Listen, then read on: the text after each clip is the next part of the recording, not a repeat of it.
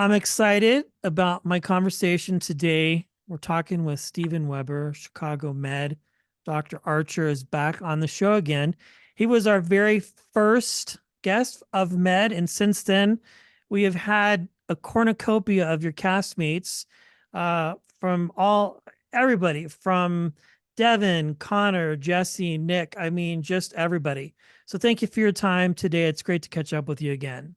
You bet. A pleasure. Thank you for having me. Absolutely. Well, I have to ask just right out of the gate. I mean, you all, from the time the strike ended to now, have been running and gunning, producing and putting out episodes. How insane has your schedule been getting all this out for people to see? I can't even imagine. It's been crazy. Uh, I think they were just raring to go. I mean, it's not about us rushing around and getting things prepared. We just show up. But the producers and the writers and the coordinators, directors, technicians, they were the ones who were doing the rushing around and more than just putting it out the show, even though it's a season's worth. The tone of the season has been really fascinating. You might agree so far. It's been intense and it's been deeper and it's been quite interesting to be a part of. So not only are we happy to get back to work, but I think we're also happy to get back to work uh, in the way that the show is kind of heading, if you know what I mean.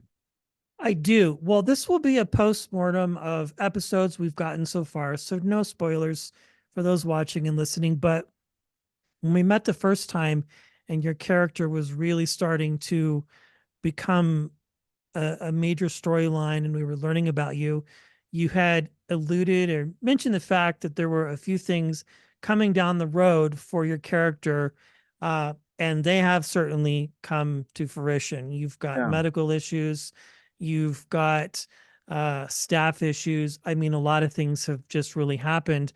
And I mentioned we've spoken to your co-stars, Connor and Devin, and they had interesting things to say about those character relationships and how they've evolved. But I'm interested to know for you, now that all of this has come out and the tone has definitely changed, what are some things that you've learned about your character now versus then that have changed maybe your mindset on how you approach playing Dr. Archer?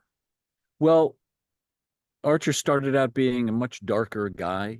He was not supposed to last as any longer than about 4 or 5 episodes, actually. And so once they realized that they wanted to keep the character around, they had to soften his edges a little bit, soften his intensity, and let him go on a different trajectory than he was clearly headed. And he was not headed in a good place. And so but they kept the bones and the soul of this guy, and I think they lent him a kind of a sorry, I'm being bitten by mosquitoes. So I'm gonna walk away from this mosquito laden place. Uh That's go okay. I'm gonna go inside. And basically they gave him a kind of a deeper humanity, and they took away, come on, my dog is here. And they took away some of that lethality that he seemed to have. I mean, he was a mess. Yeah. And I think they made him more accessible to other characters and more stories and less of a crazy villain and just more of a guy who's realistically drawn and has a past that he's still trying to deal with. And as you say, he has a son, he has an ex-wife, he's got issues, man, health issues that he's recovering from, and as of this recording with you, there's some other interesting things that are coming up that I'm not going to tell you, but that flesh his character out even more deeply. Yes. Well, on the 31st, we have a big episode. What happens in the dark always comes to light is the current log line. And then on the second, these are not the droids you are looking for. Yeah. Um, which both of these are intense. I have to say, when we found out you were going to be a permanent fixture in the ED, I was so excited because we talked about last time, just watching your career on Wings, of course, growing up with that show and all the other things you've done since. But to see you in this interesting role, I like your description of the idea of not so villainous.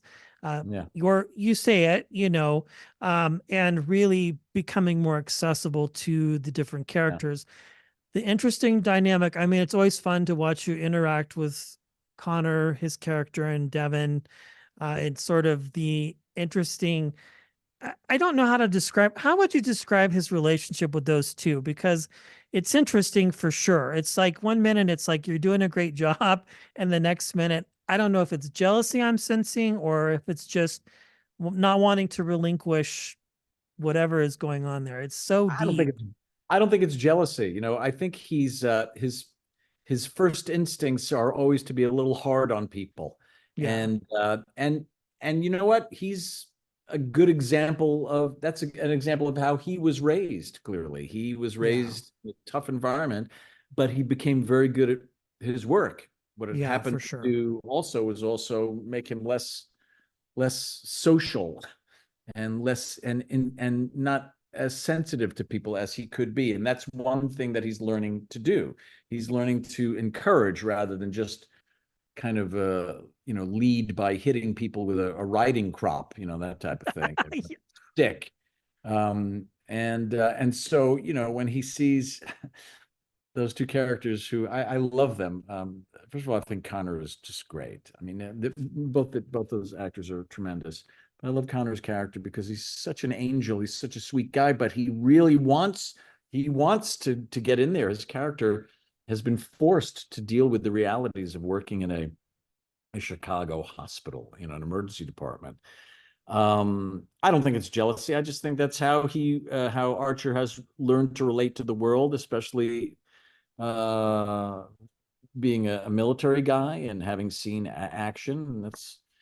But he's learning. He's learning that those things have consequences, long-term consequences. He's learning how to deal with the mistakes he made as a father. He's learning to deal with the mistakes he made as a husband, and which we're learning about. And how it's better to not use the stick, more the carrot, and to be a nicer guy. That's a great life lesson just in general as a parent myself.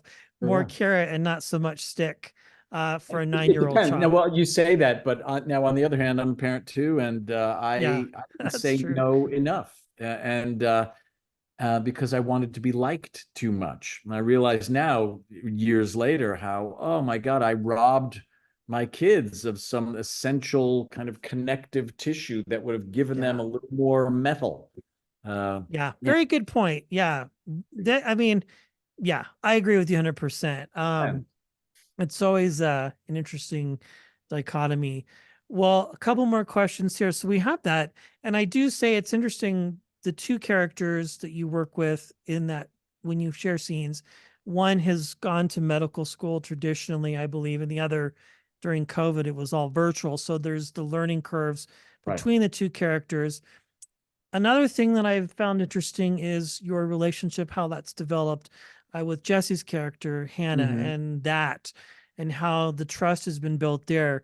How would you, we spoke to her about this relationship during about a year or so ago, Hmm. and she said some fun things, but I'm interested to know now, how has that relationship do you feel has grown between the two of you? More trust is built, and she's helping you, and you're helping her as far as giving her opportunities and more trust. If I'm understanding the relationship correctly. I think from my point of view, or from Dean Archer's point of view, uh, he's been able to find somebody who he respects and who he allows to care for him. He's Yeah, giving permission to care for him, and that's something that he did not want to do. He still has issues with liking himself. He still feels unworthy in many unworthy of affection, unworthy of that type of thing. And so she's proven to be an ally who is strong, but who is not afraid of him, and it's actually been really moving, I think, to see them relate to each other. It's tempting to immediately think, wow, they're going to get together, and for a second that was in the air, and I'm not sure that's part of the equation. There's something else going on. There's something almost more important and deeper, and that's something that you don't often see on a TV show, in my opinion. That a true bond is forming, but it's not a romantic one. Yeah, I wouldn't think it would have been. Right. I think maybe the general, I don't know, you probably don't spend much time in these one Chicago groups. I follow them for a few reasons because they're fun to just watch people talk. Right. But the other thing too is that was a big assumption for a while is I knew it. They're going to start dating. That And was it's an like, easy assumption to make. it was, yeah, on the very visceral, Yeah. easy surface level, but there's something going on there. Well, congratulations. I'm so glad you all are back to work. Your amazing team from tip to tail, writers, creators, Yeah. showrunners, everybody's back to work. You're in LA now. Are you headed back to Chicago soon to work some more? Couple of Or are you? days, day after tomorrow, baby, back into the big frozen gray place. Yeah, well, I'm in Colorado now, so I it's not nearly Chicago cold, but it's cold. So you're headed back. You're going to start filming, and you're back in business. That's so cool. I can't Yeah, wait to see very what's happy to be next. back. It's a great show, and it's developing even further this year. We have a different look. We got a different feel. It's really great. I'm so happy to be a part of this show. Yes. Well, one last question. I've been asking this of your castmates, and just out of general curiosity, any people that you would look forward to or want to share more scenes with that you don't normally get enough screen time or any screen time at all with, or anything we can expect without spoiling anything. It's kind of a loaded question, but I'm just Yeah, no, curious. I love working with Oliver. I love working with Ipatha, and I I would love to do more, have more interaction with Ipatha's character actually. Uh, so we'll see what happens. Look, we got to keep in mind that there's a lot of moving parts in the show. There's a lot of characters whose stories have to be tended to, and that the audience likes to follow. And so, I mean, it's not always easy to kind of cross wires and cross paths, but they get to it in interesting ways. Very cool. Well, thank you so much, Stephen, for your time. Two big episodes on the 31st. What happens in the dark always comes to light. And then season 9, episode 4. These are not the droids you're looking for. I love these log lines. They're so fun. They're 9 hilarious. seasons. It's crazy. And how cool it seems to have been to watch your character just evolve in this show. Thank you so much, Thank Stephen, you. for your time. You bet. Good to see you again. Yes, absolutely. You too.